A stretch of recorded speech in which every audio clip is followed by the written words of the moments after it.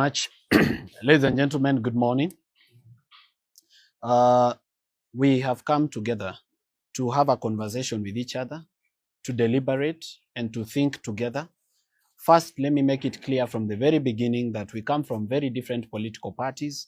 There are people here from Jubilee Party, there are people here from ODM Party, there are people here who are previously in the UDA Party, there are people here from the new PPA Party and the Inject Party. As the party leader of Inject, we've come together to discuss, to have a movement of youthful voices and youthful leaders who can be an alternative to the corrupt government and the crooked opposition. As you see, the state of our country right now is people are trying to look for lesser devils and to try to look for leadership where it cannot be found. They want to replace a problem with another problem. And what we are saying is the problem cannot be the solution to the problem. We as the youth of this country, we have enough votes to be president, to be deputy president, to be member of parliament in all the 290 constituencies, and to win all the senatorial and women rep positions and governor positions in this country. We are not in doubt. And as we are seated here, we've not come to ask for our share at the table. We've come to take the table. So this is now a warning shot to the political class who for a long time has put us in a merry-go-round where we replace corruption with corruption, where we keep jumping from the frying pan to the fire and from the fire back into the frying pan. We are not going to replace the corrupt government with another corrupt leadership. We are coming together as the youthful voices in this country to chart a new path for the youth of this country. And I'm encouraging all the young people that are out there. If you believe that you can be a leader, this is where you belong. Do not continue despising yourself. Do not have a low self-esteem. We are 15 million, if not 16 million young voters. Any position that we want, we can get. We are going to reason together and we are going to find a path together that crosses cultural differences, ideological differences, and together we are going to move forward. So this is our first meeting. We hope you're not going to ask us for too much on our first meeting because we are still doing leveling. We are still trying to understand each other. We are still trying to understand everybody's journey, what our ideologies are. But as we move together, this is the youth movement that is going to be an alternative option to Kenya and that is going to drain the swamp and replace the corrupt leadership that we have that cuts across from government and even into opposition. Thank you, and that is all for today from me. Ladies and gentlemen, good morning. My name is Kasamwel Mckoure from the Orange Democratic Movement YouTube. And today, this marks the first of many consultative meetings amongst the youthful voices in leadership in our country. And we've gathered here because now more than ever, we have a historic and monumental duty towards each other and to the nation to ensure that we get our leadership right.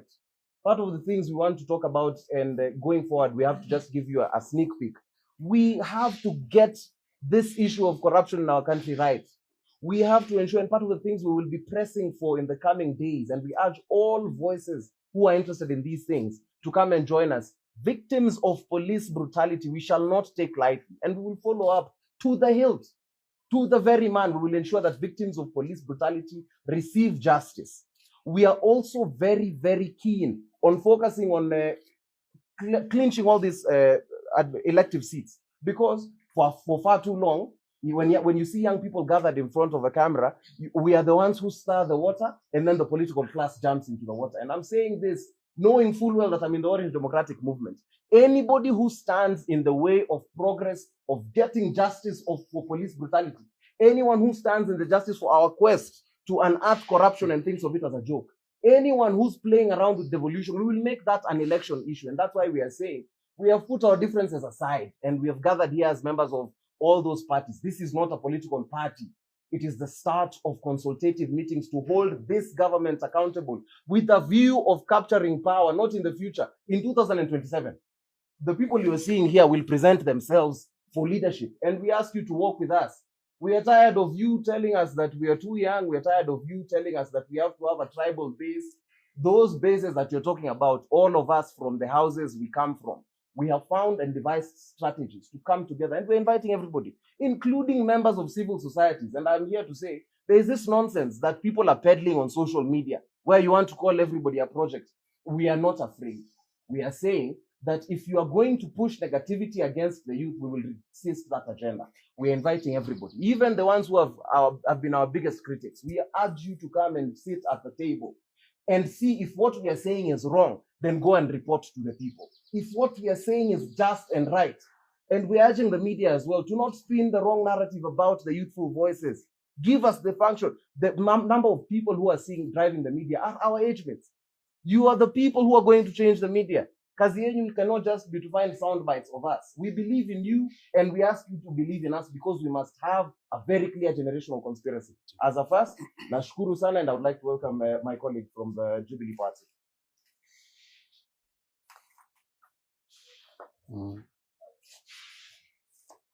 My name is Angel Muthia. I'm the chairperson of the Jubilee Youth, and I'd like to remind us that being a young Kenyan is now officially in the 1,000 ways to die.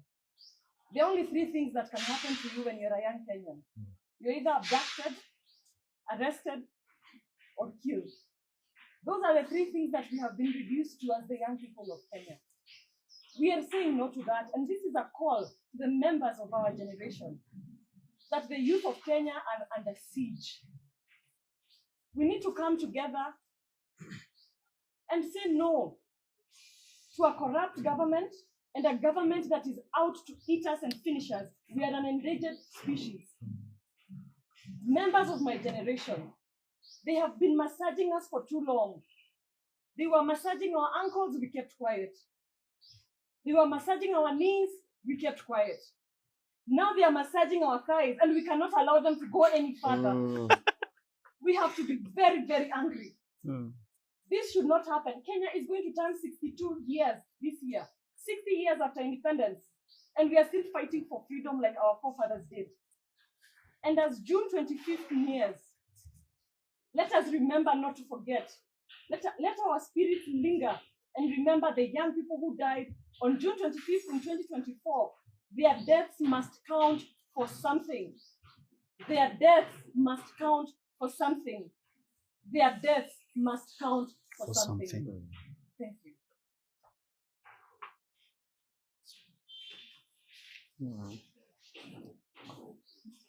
Good afternoon, members of the press. My name is Maliba Arnold. The party leader of Progress Plus Alliance, PPA. Initially, of course, all of you knew me as the communications person at TV sometimes back. Sometimes last year, a few of us decided to actually leave because we believed in this particular administration. But they promised us heaven and delivered hell. That's not why we are here. Quickly, as you see, this is actually a collection of young leaders who actually realize. This is a collection of young leaders who have discovered that Kenya is making a choice between the devil and the deep blue sea. That now we are talking about the lesser evil. That's exactly how the current administration wants it to actually be. And I need to say this, that you have heard people speak about Kumi Bila break. You have heard people say that President William Ruto deserves 2 terms. I actually support that the president should have 2 terms. 1 term in State House, and he's already serving it, and the 2nd term in committee. In prison. Those are the 2 terms that the president must serve. He is already serving 1 term. The next term that we are glad and we want to actually give it to him, he's in prison. He should be in prison and not out here. Now, the conversation, the reason why we come together is so simple. Kenyans have been reduced. There's a reductionist way of doing politics in this country. That Kenyans are being told that you have to choose between 2 evils. That you have to choose and discuss about changing a prison warden. That we're talking about this warden is good and warden B is good, warden A is bad. No one is talking about prison break. We are here to actually announce prison break for the people of Kenya. We are here to actually announce that we are not going to choose between 2 wardens. That is not why we are here. The loyal opposition that you hear led by the former deputy president is just 1 warden. William Ruto is just another warden. And by the way, even if the other side wins, William Ruto will be serving a 2nd term. That is not what we want to actually allow to actually happen out here. So we are here to tell Kenyans that there is an alternative, and we are not young. We are not young. We cannot allow the same thinking that created the problems that we are in today to actually tell us that the same thinking will actually give us the solutions. So ours is very simple. We are starting to work together. We know that we hold ideological differences amongst ourselves. Politically, we might not agree on everything else, but there are things that bring us together. And that is what we are magnifying. And we want to work together and ensure that we reduce the differences that we have. We are not worried. I need to tell you this as a parent. You are not going to see the Gen Z movement come back. The William Ruto administration decimated the Gen Z movement. What they have been left to do now is just to argue on social media. That is the best they can do. They cannot come out because they are highly traumatized. They are here, but they only tell you that some of them are here. They abducted people. They beat them up. They actually started that particular movement. Those young people are very, very, very traumatized. They can't come back. That is why you've not seen anybody attempt to come outside. They have sold fear, and those young people have bought fear. So the much they can do is actually just back on social media. But we know that movements mutate. A number of them have actually realized that that door is actually closed, and they are coming together to do things differently. So as we go out there, we are not in this business, by the way, to negotiate and talk to anybody else. We will not accept any result that declares William Ruto a winner. We will not accept. Whether IBC that they actually are announcing, they announced yesterday, we will not accept that result. So long as William Ruto is declared the winner, we will not have a country. Because we cannot have the people who have destroyed this country. We cannot have the very, very people. Look at this. This is a contestant who is actually choosing his friends to go to IBC. We do not have confidence in that IBC because those are William Ruto's friends. Whatever was happening there was simply a PR exercise. They already had sat down and decided. You could tell people with deep political connection, relatives of some of these people, you can tell who and who on that particular list belongs to which side of the political divide. So long as any result shows up and it says William Ruto is the winner, we will not accept. If a result comes out and it says that Gachagua is the winner, we will not accept because those people are the same. Just the other side of the same coin. We are not going to accept anything that declares any of these legacy politicians the winner. That particular result will be rejected. And we have got so many people we are working with. We have decided to actually just come out because we realize that as a country, even for police, you've heard people talk about the police brutality, the killings of Gen Zs. You now realize that Kenya has got 2 police units. There is a police service that serves the elite. See how they have actually fast-tracked the honorable Where's killers. Very fast, very efficient. That is the police service.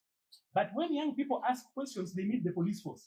So we have got the police force for the citizens and a police service that serves the elite. They even have found the weapon that murdered him. They have captured everybody else. But a year since young people were shot, no one has done anything. No one has said anything. So for us, we are pursuing a national transformation. There will be no national transformation if William Ruto is the president. There will be no national transformation if any of those other legacy politicians are winning. It must be our generation. And we are going to pursue that particular end by all means. First of all, constitutional, but I wouldn't lie to you that that is the only option we are looking at. Any other option is on the table. Someone else who wants to make anything after? A very good morning to all of us. This is Kanyamambo here. What has happened today is simple but significant. Young people have met. Young people have agreed to journey together. For a long time, nyinyi wa Kenya mmekuwa mkituambia kwamba mnataka kuona a third alternative. Mmekuwa mkisema kila siku you are tired of the same recycled politicians. Here we are. Wa Kenya, we are offering ourselves to you as that third alternative that you have always been asking. And all we are telling you is we are coming to you. Unajua mmezoea kutuona kwa media. This is a different thing altogether. We are coming to a town near you. We are coming to a market near you. We are coming to a church near you. And for everybody who was saying, who is the third alternative? Here we are. So we have the Ruto regime. We have those people who are in the opposition. And then we have fresh, young leaders who are not tainted by any form of rubbish. And they are telling you, here we are, we want to work together. Wakenya na waomba, cha kwanza mtukubali. Cha pili mtushike mkono. We don't have Land Cruisers to come on top of. We don't have big speakers. We don't have money to splash. But we are coming to you as we are. And the reason we are coming to you